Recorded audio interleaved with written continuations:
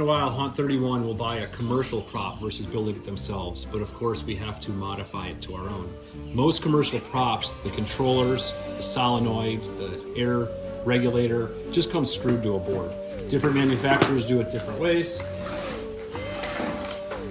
but they would never last outside.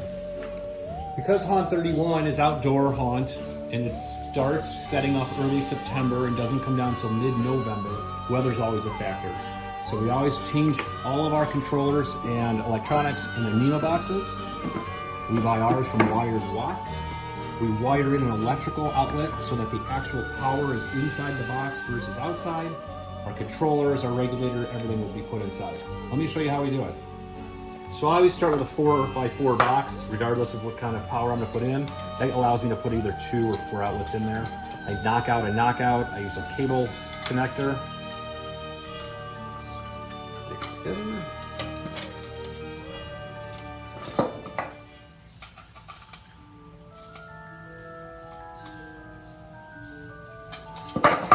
I save cords. So this is a cord from a pond pump. As long as it's a grounded cord, I save them and I use them for Halloween props. Computer power supplies work. Vacuum cleaner cords work. The longer the better. You don't need an extension cord when you hook it all up.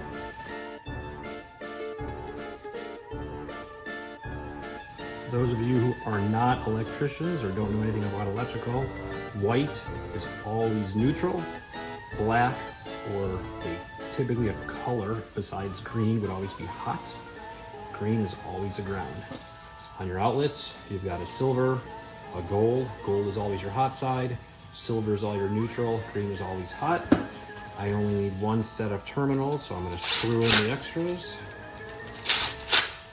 Typically, we'll wrap your wires the same direction as the screw so that it does not loosen when you tighten it. It actually causes it to tighten more.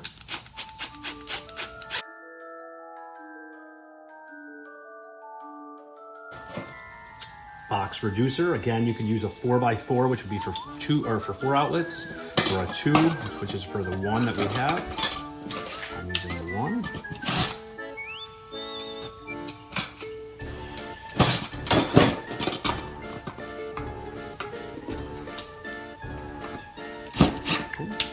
Almost made a mistake. We actually want to screw this, that's why I left it off. You actually want to screw this into your NEMA box in the location that you prefer first. Otherwise, it's really hard to get in there. So I marked a couple terminals that I'm interested in using. Just a couple flat screws.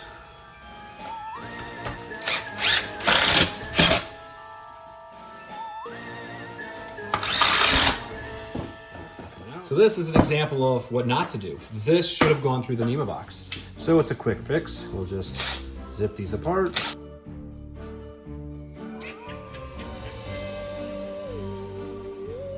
It's advisable to not do this while plugged in.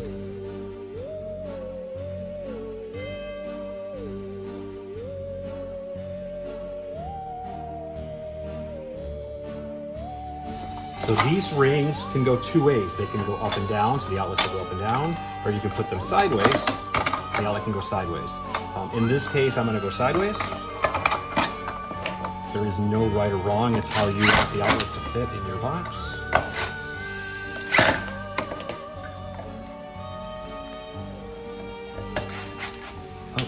You know what, I'm gonna take one more step. I like to throw a ring of tape around now.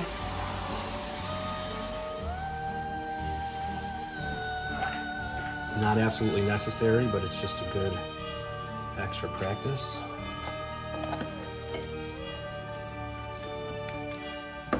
Standard electrical tape. Typically, in almost all construction, at least historically, outlets, and not that it matters for this, but outlets, the ground, which is the little mouth of your little person here, would go to the right. When it was going up and down, it would come to the bottom. Recently, a lot of electrical codes have actually put the ground facing up so that if there's a short or you drop something down the wall, it would short out before it hits the hot or the neutral. This is a Halloween prop. Put it any way you want. All right, now, obviously this is not an outdoor box. It's not going to be outside. It's going to be in this plastic NEMA enclosure. What that allows me to do is when we put our power supplies in this box, they're protected from the weather. So where this is sitting out, this power supply now can actually be inside the box and connect to the controller, completely protected from the weather. All right, so we've got our electrical box in here now. When the power supply for your controller is plugged in, the lid can close fully. As long as you're sitting flat or upright, no water gets in there. It also allows me, by having two outlets, I can offset this and overhang the controller, and I have another live outlet that I can do within the box, and I can use that for a strobe light, I can use that for a spotlight, whatever else that might be. So I'm gonna go ahead and add the controller next. This particular prop comes with a Purgatory Props controller. Just because we have over 50 animatronics at Haunt 31, and we use Flex controllers, Blue Box Flex, from Fright Ideas. They're manufactured through Fright Ideas. They're also sold from Fright Props. I'm going to swap the controller just because it's what we're familiar with. We're used to programming. I'm simply lining that up, matching it up with a couple holes in the box.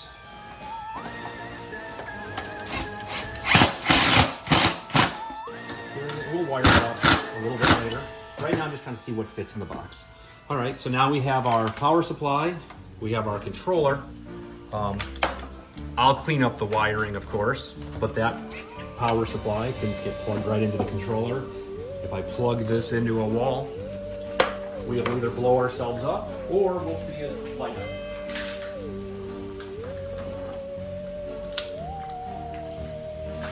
So that outlet is live, that controller is on, it's fully ready to go, get programmed, hook up to our prop. The next thing we'll work on is getting our solenoids and regulator inside. So we're gonna go ahead and hook up the controller next. This particular prop uses a Purgatory Props controller. We're gonna switch it over to a Blue Box. So really, I don't care what terminal goes where. For the solenoids, I'm gonna just disconnect the solenoids. Solenoids are DC, 12 volts. There's a hot and a neutral. They're interchangeable. So in this case, I'm disconnecting the solenoids. Air. I've already pulled away the control power. Unscrew them. I like to stack them. I usually zip tie these together and then mount them in the box. My pressure side, so the P is where your air goes in, and your A and our B is where the air comes back out. So I'll usually try to figure out a best location. Again, there's no wrong thing. You just have to have a spot that the airlines can get through. On this particular prop, they're using flow control mufflers. So you can dial these tighter or looser to make the prop move quicker or slower. If I wish to throw this here, I actually can get all the wires to the terminals without extending them. So we're gonna try to throw them somewhere in this location. Let me grab a couple zip ties and we'll be right back. So there's really no wrong way to put anything. Even though we're not gonna use the prop controller, we're probably not gonna use their sensor. I'm gonna use the regulator that they came with, so I'm gonna take that off. I think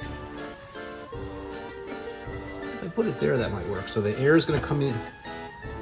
Air's coming in from the side where the arrow is, and it's coming out here. So if I put it up here, I'll still be able to adjust the pressure. I can bring the airline in, out, and I'll split it to come into the two solenoids, and then I'll loop it to come back out to the prop. So I think I'm gonna mount it right about there. There's no wrong way. Trial and error, we'll see what happens.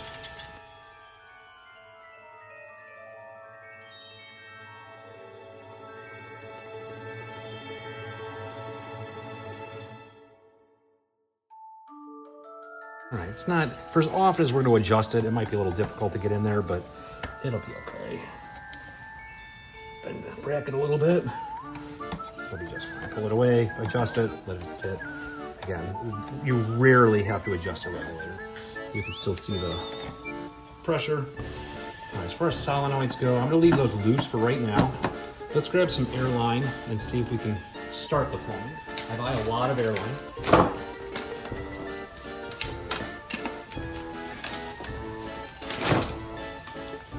So in this prop, air is going to come in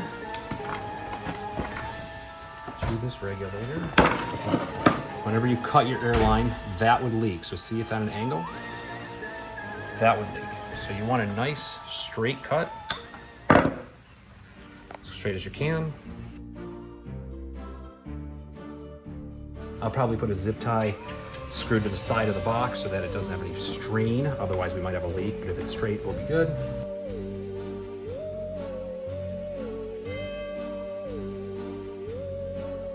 Let's try something. I might actually come out and just come right back in. So these connectors, they're like quick disconnects. You pull back on the collar and the hose pulls out.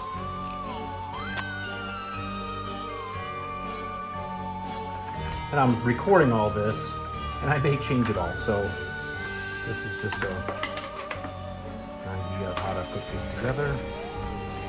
Essentially putting the prop into an enclosure.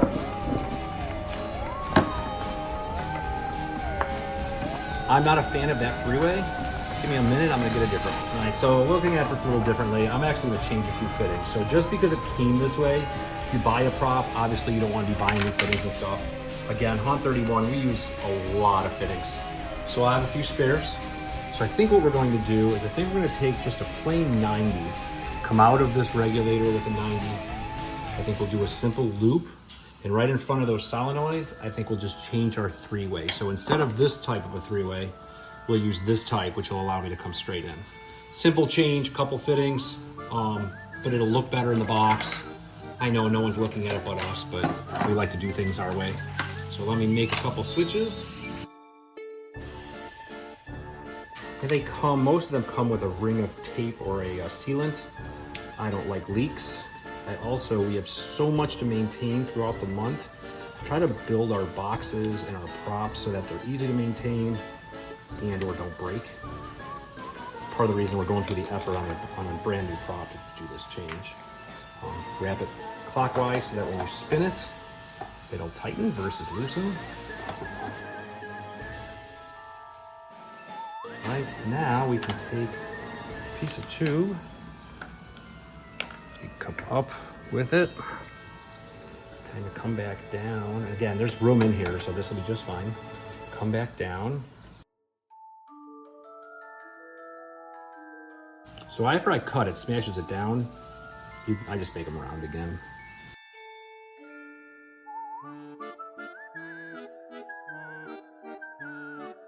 Solenoid still works the same, but now the wire gauge, I just give myself a little more length. I can get those up to the prop controller, perfect. And I think what I'm gonna do then is grab a zip tie, and I'm just gonna zip tie and put a single screw in the bottom. The prop will come up and connect to these, and we are in the home stretch. Let me see if I can find some zip ties. I will make a comment about zip ties. If I go back in history and buy stock in Mr. Zip, I would. I think we use an excess of 10,000 zip ties every season just to set up, stick things together, maintain, build props.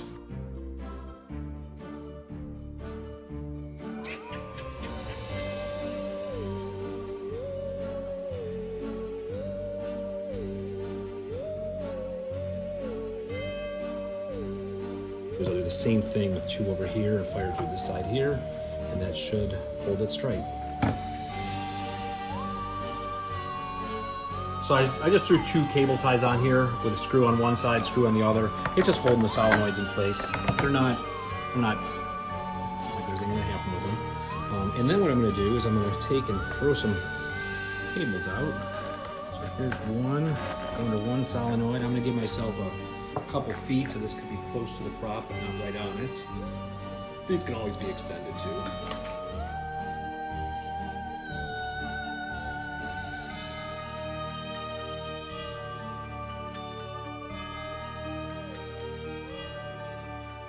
When I'm all done, I will put a couple zip ties on these. I'll color code them so I know where they go. I will put a female to female connector so that I can connect to the prop itself, and at the end of the season just disconnect it. Air is now connected. We have air coming in through our compressor fitting. Goes through our regulator, out of the regulator, into the two solenoids, and then back out. We'll hook this up a little later. The purpose of this video is to show how we're trying to contain it in a container. Last thing we have to do is hook up the prop. Because I'm going to program this myself, it really doesn't matter. I'm going to take, on these Fright Props controllers, the terminal blocks actually can get pulled off. Makes it a little easier to do. So you take off the terminal block. This is a 4 output controller, so I'll put 1, 2, 3, 4. You can buy them up to 8. In fact, you can buy them up to 16.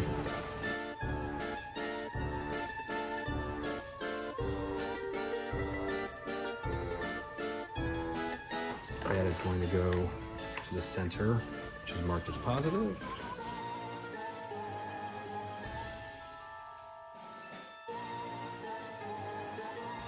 All right, so I have output 1, common positive, output 2, common positive. I can bring these wires back kind of next to the machine. Again, I may take a few little baby cable ties to later. Otherwise, this is complete. Power supply is going to plug in. I'm going to take all the extra wire. Actually, you know what I'm going to do? I'm going to plug it in this way.